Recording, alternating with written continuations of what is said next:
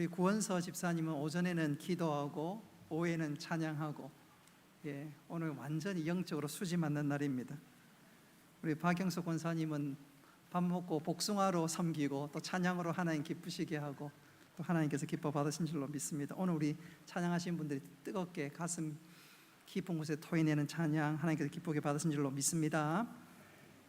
2023년 5가지 우리의 고백이란 타이틀이 있는데 우리 한번 했으면 좋겠는데 스크린 한번 좀 올렸습니다. 제가 앞에 선창하면 여러분들 후창하시기를 바랍니다. 흔들리지 말고, 의심하지 말고, 불평하지 말고, 비판하지 말고, 내 힘이 아니고,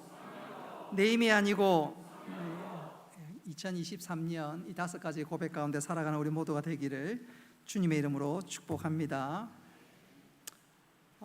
우리 성도들 가운데 상당수가 지난 주간에 휴가를 보내셨는데 잘 보내셨습니까? 또 휴가를 계획하시는 분들도 계중에 계시지요. 저는 저희 가족과 함께 휴가를 서울로 갔습니다. 남들 다 더워서 서울 사람들은 지방으로, 숲속으로, 강으로, 바다로 가는데 우리는 오히려 대한민국의 심장부 서울로 갔습니다. 왜 갔느냐? 집사람이 가고 싶어 하니까.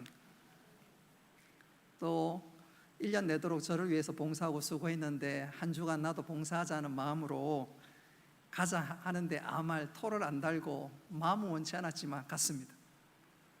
여러 군데 살펴보고 구경하던 중에 청와대를 갔었거든요.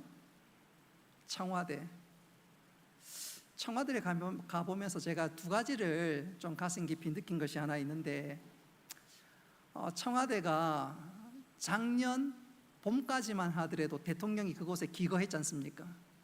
그래서 청와대 하면 우리나라에서 중요한 결정들이 그곳에서 이루어지고 또 정책들이 또 거기서 나오기도 합니다.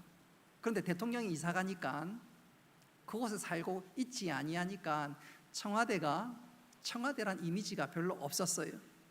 그냥 관광지일 따름이었습니다.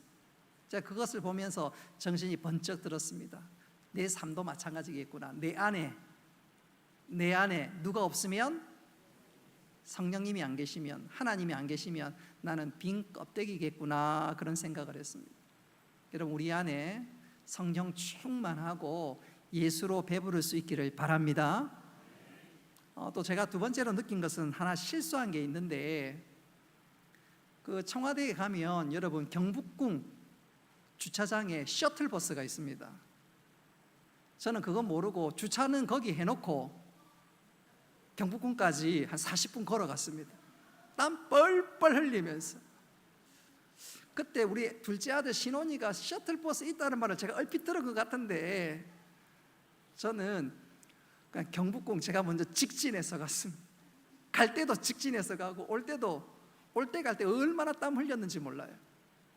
다음에 여러분 혹시 청와대 구경 가거든 경복궁 주차장에서 꼭 셔틀버스 탈 수 있기를 바랍니다. 셔틀버스 탄 사람들이 저희 가족이 내면서 걸어오는 저희들을 보면서 어떤 생각을 했을까요? 아이, 저 바보들, 땀 뻘뻘 흘리고 하는 우리 모습을 보고 이거 타면 되는데. 정보를 아는 것이 굉장히 중요하다고 그때 생각이 들었는데, 여러분, 세상에 여러 정보도 많이 있지만 정말 중요한 진리와 정보는 하나님의 말씀인 줄 믿으시기를 바랍니다. 그리고 이 말씀 따라갈 때 여호와 이래로 역사하시고 또 제일 좋은 것, 준비하신 것 경험하게 될진데, 여러분, 우리가 말씀을 가까이 하고 내 안에 하나님 모시고 살아가는 우리 모두가 되기를 주님의 이름으로 축복합니다. 오늘 이 시간 실패한 그 다음이 중요합니다 라는 제목으로 말씀을 전하고자 합니다. 사람이 살다 보면 이런저런 실수나 혹은 실패를 하게 됩니다. 우리 가운데 그 누구도 실수나 실패에서 자유로운 사람은 아무도 없습니다. 중고등학생들 같은 경우에는 수능 시험 한번 실패하거나 망쳐가지고 1년을 허비하거나 또 많은 시간들을 후회하는 경우들이 혹 있지요. 또 우리 청년들은 취업에 실패해서 수시간 또 수개월 심지어 수년을 보내는 경우도 혹 있습니다. 또 30대, 40대 같은 경우에는 잘 다니던 직장이 갑자기 회사가 어려워져서 직장이 폐쇄를 당하거나 혹은 직장에서 쫓겨나는 경우들이 혹 있습니다. 오랜 세월들을 살다 보면 믿었던 사람, 아니 저 사람만큼은 믿을 수 있는데 그랬던 사람에게 배신을 당하거나 혹 사기를 당하는 경우들이 가끔 있습니다. 그러면 그 살아가는 삶이 엄청나게 힘들 뿐만 아니라 삶의 의욕까지 꺾이는 경우들이 종종 있지요.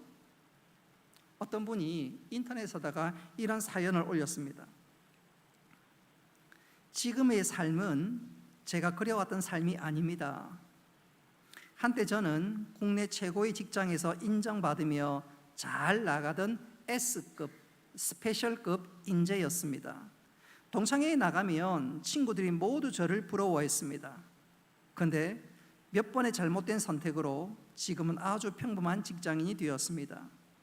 요즘은 저 자신이 너무너무 초라해 보입니다. 그러다 보니 일할 의욕도 잃었고요. 그리고 가끔씩 삶에 대한 의욕마저 꺾입니다. 어떻게 하면 좋을까요? 굳이 이 사람의 이야기가 아니더라도 우린 때때로 이와 비슷한 상황들을 맞거나 겪을 때가 있습니다. 여러분, 그때 우리는 어떻게 해야 할까요? 오늘 본문의 내용이 바로 그것입니다. 우리가 실수하거나 심지어 실패했을 때 그 다음에 행동, 그 다음 액션을 어떻게 취해야 하는지 오늘 읽은 말씀이 바로 그것을 소개하고 있습니다. 다시 말해서 실패 그 다음의 자세, 실패 그 다음의 태도에 관한 말씀입니다. 그리고 그 삶을 소개하는 사람이 바로 여호사밧 왕입니다. 우리가 지난주에 살폈던 것처럼 여호사밧 왕은 남유다의 왕인데 당시 북이스라엘 왕이었던 아합과 사돈을 맺었습니다. 그리고 사돈을 맺은 이후에 아합 왕이 우리가 저 북쪽에 있는 아람 나라와 전쟁을 하려고 하는데 같이 가면 어떻겠냐고 제안을 하자 아합 왕이 그 여호사밧이 그 제안을 받아들이고 전쟁터에 나갔는데 전쟁터에 나가서 이 여호사밧이 거의 죽을 뻔합니다. 그런데 하나님의 기적 같은 도움으로 구사일생으로 목숨은 겨우 건지고 전쟁터를 떠나 본국으로 귀향을 했습니다. 귀향을 하는 도중에 그가 선지자 한 사람을 만났습니다. 그 선지자가 오늘 본문에 나와 있는 예후인데 그 예후가 정말로 구사일생으로 돌아오는 여호사밧을 향해서 격려하거나 위로하기는커녕 오히려 그를 책망하기 시작했습니다. 우리 본문에 나와 있는 2절 중반절을 우리 같이 한번 읽어보겠습니다. 시작. 왕이 악한 자를 돕고 여호와를 미워하는 자를 사랑하는 것이 옳으니까. 북이스라엘 아왕은 본인도 악했지만 온 백성들로 하여금 하나님을 떠나 바알과 아세라를 섬기게 만든 정말로 하나님 보시기에 악한 왕의 대명사라 할 수 있습니다. 한 걸음 더 나아가 하나님의 선지자를 박해하는 일에 앞장섰던 왕이 바로 이 아합 왕입니다. 그런데 남유다 여호사밧 왕이 그런 아합과 사돈을 맺고 한 걸음 더 나아가서 군사 동맹을 맺었는데 이 일에 관해서 선지자 예후가 책망하고 있는 것입니다. 다시 말씀드려서 여호사밧은 하나님께서 미워하는 자를 사랑했고 하나님이 싫어하는 그 일들을 행했는데 그것이 얼마나 큰 잘못인가 바로 그것을 책망하고 있는 것입니다. 한 걸음 더 나아가 2절 하반절에 보면 이 예후 선지자가 무시무시한 말을 하게 되는데 그것은 바로 왕에게 여호와의 진노가 임할 것입니다. 자, 이 정도가 되면 여호사밧의 마음이 어떨까요? 아마도 자기 중심적인 사람이라면 내가 지금 죽을 고생을 해서 지금 왔는데 위로는 못할 망정, 격려는 못할 망정, 나에게 뭐 진노가 임해? 내 잘못을 샅샅이 고하고 한 걸음 더 나아가서 하나님의 진노가 임한다고 하니까 여호사밧 입장에서 어쩌면 욱할 수도 있습니다. 사실 여호사밧 왕 아버지 아사가 그랬습니다. 그 여호사밧 왕 아사가 역대하 16장에 보면 선지자 하나니가 아사를 책망하면서 저주의 예언을 할 때 여호사밧 왕 아버지 아사는 바로 이 선지자를 감옥에 가두어 버렸습니다. 아버지가 했던 전력을 알고 있는 여호사밧이라면 또 왕의 체면도 있고 채통이 있는데 자기를 책망하는 그 선지자 예후를 향해서 여호사밧이 어떻게 행동할 것 같아요? 우리 같으면 아마도 여호사밧이 대노하고 아버지와 똑같은 일을 할 만도 한데 여호사밧의 행동은 의외였습니다.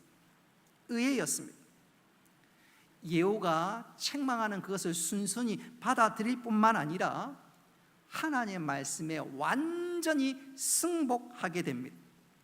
자, 이렇게 되자 선지자 예후가 책망의 말씀만 전한 것이 아니라 또한 위로와 격려의 말씀도 전하기 시작했습니다. 우리 3절 말씀 같이 한번 읽어보겠습니다. 시작.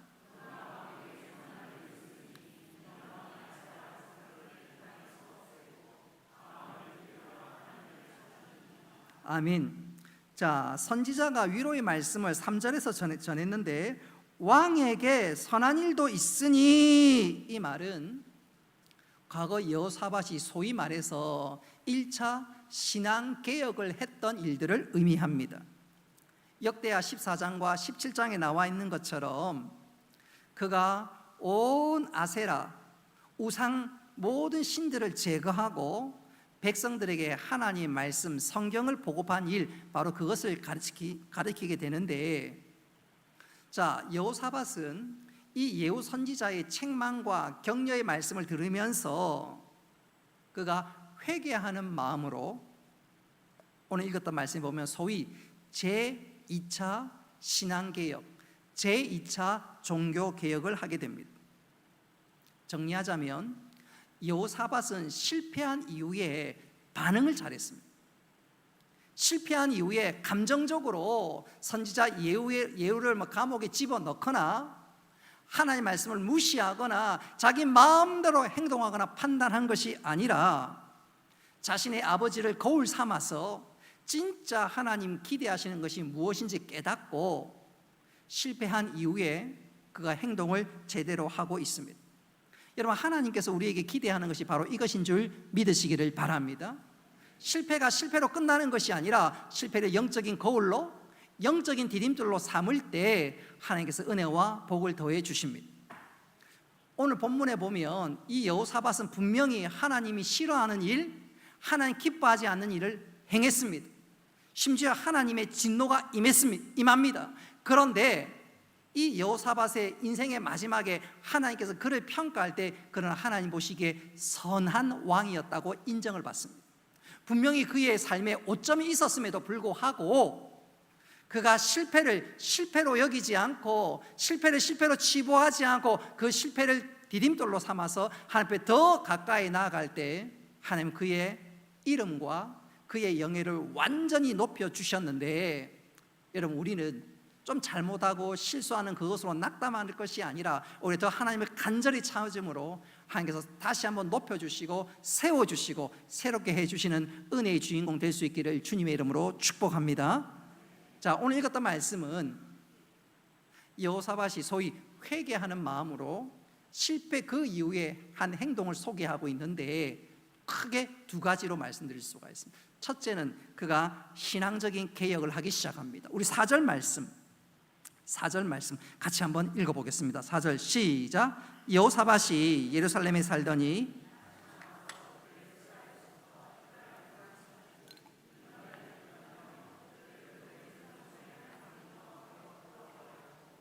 아멘. 여호사밧의 신앙개혁은 1차 신앙개혁과 아주 비슷했습니다.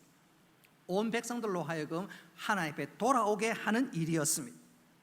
특별히 오늘 4절에 보니까 브엘세바와 에브라임 산지가 나와 있는데, 이 말은 남유다 그 지도를 펴놓고 보면 브엘세바는 남유다의 제일 남쪽이고 에브라임 산지는 남유다의 최고 북쪽입니다.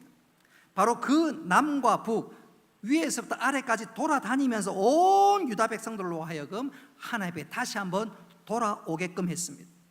그것도 그가 직접 그 일을 행했습니다. 거기에는 이유가 있습니다. 자, 여호사밧이 며느리로 맞아들였던 아달랴는 바알과 아세라를 섬기는데 누구보다도 열심이었습니다. 그리고 그 영향으로 온 남유다에 하나님을 섬기는 일에서 점점점 멀어져 갔습니다. 그러니까 안 되겠다 싶어서 여호사밧이 직접 발벗고 났습니다. 왕의 친인척이 하는 것이 아니라 왕이 직접 나가서 하나님께 돌아오라고 하니까 백성들이 전신이 번쩍 들어서 하나님 앞에 돌아오게 되는 것이죠. 자, 여호사밧이 비록 지난날 아합과 사돈을 맺고 하나님이 싫어한 일들을 행했지만 그가 책망의 말씀을 듣고 난 이후에 정신을 번쩍 차리고 정신을 제대로 차리고 믿음 가운데 말씀 가운데 살아가는 것을 볼 수가 있는 것이지요.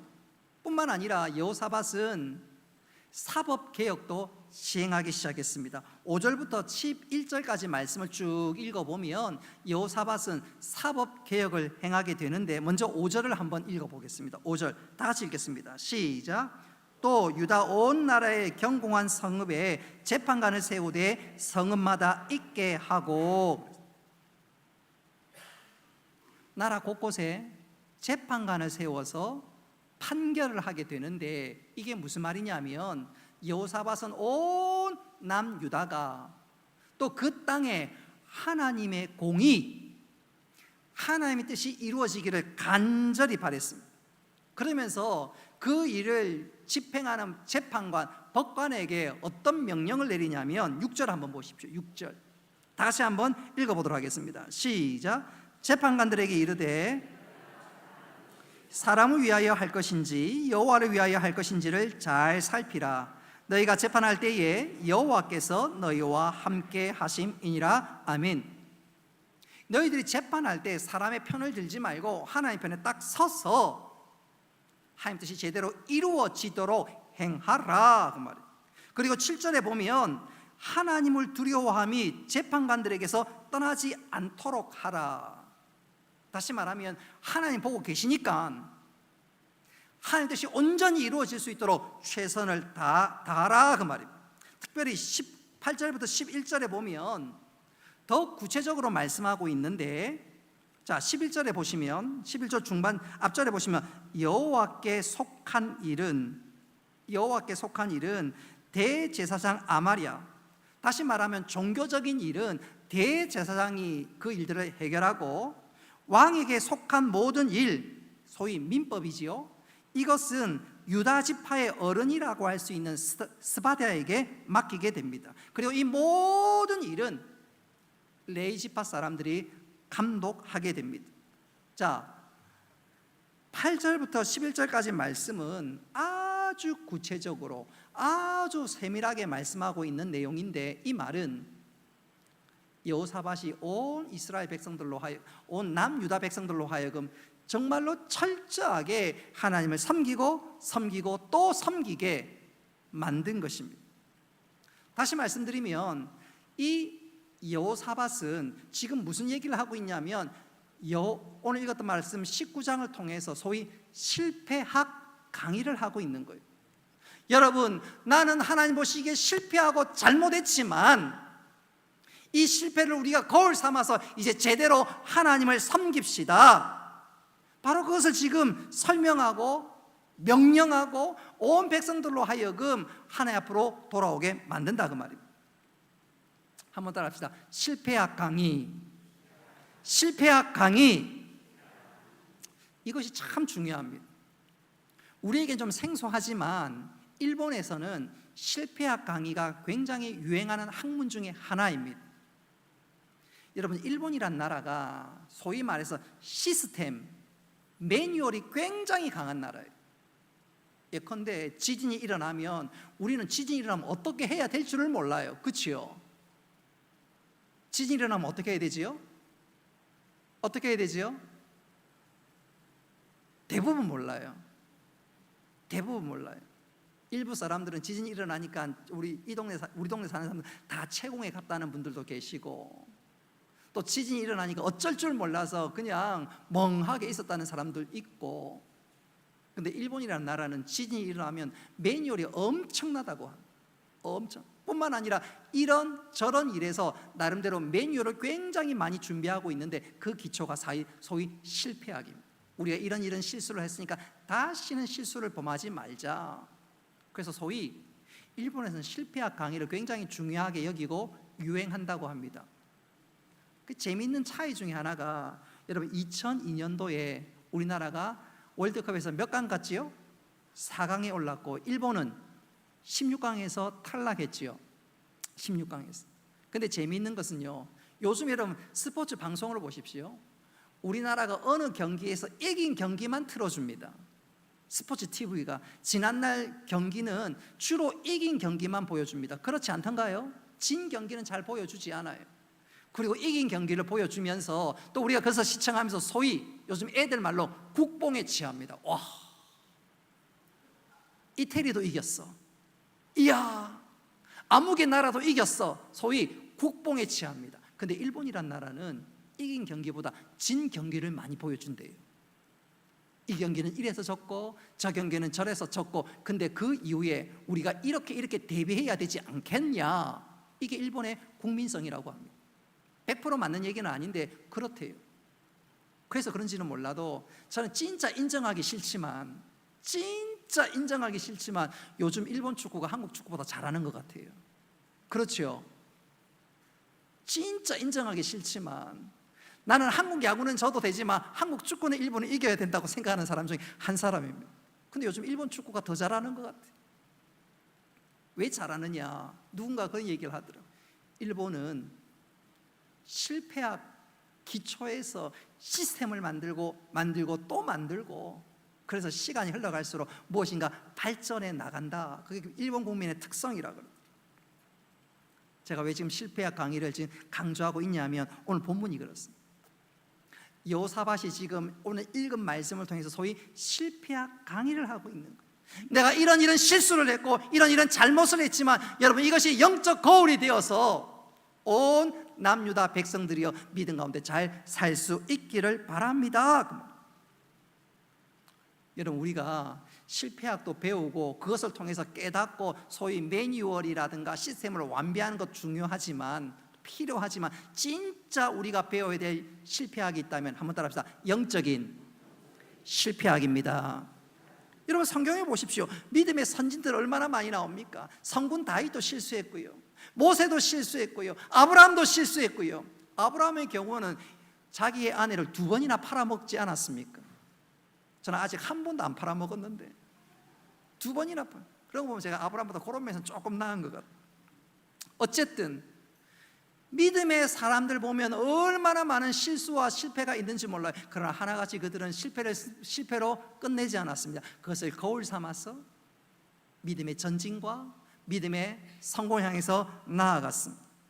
여러분, 우리가 오늘 19장을 통해서 배워야 될 게 바로 그것입니다. 실패로 끝나는 것이 아니라 영적 실패학 강의를 통해서 다시 한번 우리의 믿음이 디딤돌로, 그 실패를 디딤돌로 해서 한층 성숙하고 복된 자리로 나아갈 수 있기를 바랍니다. 저는 이것을 이렇게 강조하면서 설교를 마무리할까 합니다. 영국의 유명한 장군 가운데 부수 장군이라는 분이 계십니다. 그분이 어느 날 전쟁에서 크게 패해서 겨우 자신의 몸을 동굴에 숨겼습니다. 치욕스러운 패배를 도무지 감당할 자신이 없어서 자결로 자신의 생을 마감하려고 그랬습니다. 바로 그때였습니다. 바로 자기 앞에 눈에 동굴에 들어갔는데 그 동굴 앞에 거미가 열심히 거미줄을 치고 있어요. 근데 동굴 저 바깥에서 안으로 불어오는 바람 때문에 거미가 거미줄을 치다가 계속해서 실패하고 또 실패합니다. 바람 때문에 줄이 끊어지고, 그럴 때마다 거미는 기어이 다시 일어나서 거미줄을 치고 또 치는데 마침내 7번 만에 거미줄을 완성하게 되었습니다. 그것을 보면서 이 부수 장군이 정신이 번쩍 들었습니다.